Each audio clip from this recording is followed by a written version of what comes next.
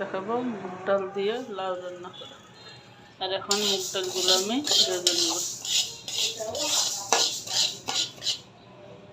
ডালগুলা একবারে লাল লাল করে ভাজতে হবে। আমার ডালগুলা এখন ভাজা ভাজা হয়ে গেছে, নামিয়ে গরম পানি দিয়ে ভিজিয়ে নিব। গরম পানি দিয়ে একটু ভিজিয়ে রাখবো 10 মিনিট।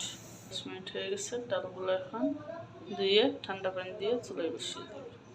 এখন চুলায় বসিয়ে দিব, ঠান্ডা পানি দিয়ে ধুয়ে নিচ্ছি। একটু রসুন বাটা দিয়ে দিব ডালটায়, ডাল একটু লবণ দিয়ে দিব, দিয়ে ডালটা সিদ্ধ বসিয়ে দিব। হলুদের পাখি সামান্য পরিমাণ,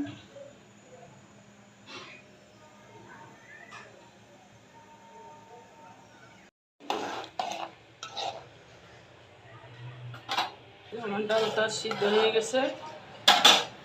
এখন ধুয়ে রাখা লাউগুলো দিয়ে দিব। লাউগুলো দিয়ে ঢাকনা দিয়ে ঢেকে দিব। এখন ঢাকনা খুলে লাউটা নাড়াচাড়া দিয়ে দিব। দিয়ে যেহেতু আমি অন্য জাল দিই নি, তো কাঁচামরিচের জালটা দিয়ে দিব। 4-5টা কাঁচামরিচ আমি কেটে দিয়ে দিব। দিয়ে এখন ঢাকনা দিয়ে দেখে ঢাকনা খুলে দেখবো লাউটা আমার সিদ্ধ হয়েছে কিনা। এই যে লাউটা সিদ্ধ হয়ে গেছে। এখন 2টা টমেটো দিয়ে দিব কেটে, দিয়ে আবার ঢাকনা দিয়ে দেখে দিব। ঢাকনা খুলে দেখবো ডালের সব কিছু সিদ্ধ হয়েছে কিনা। সব সিদ্ধ হয়ে গেছে, ডালটাও একবারে মাখা মাখা হয়ে গেছে। ডালটা আমি বাগার দিব। তেল দিয়ে দিলাম, কড়াইতে গরম হয়ে গেছে। এখন দিয়ে দিব 2টা শুকনো মরিচ। শুকনো মরিচ 2টা ভালো করে ভেজে নিই। 2টা ভাজা ভাজা হয়ে গেছে, এখন পেঁয়াজ কুচিগুলো ভালো করে ভেজে নিব। পেঁয়াজটা একবারে লাল লাল করে নিব। ভাজা ভাজা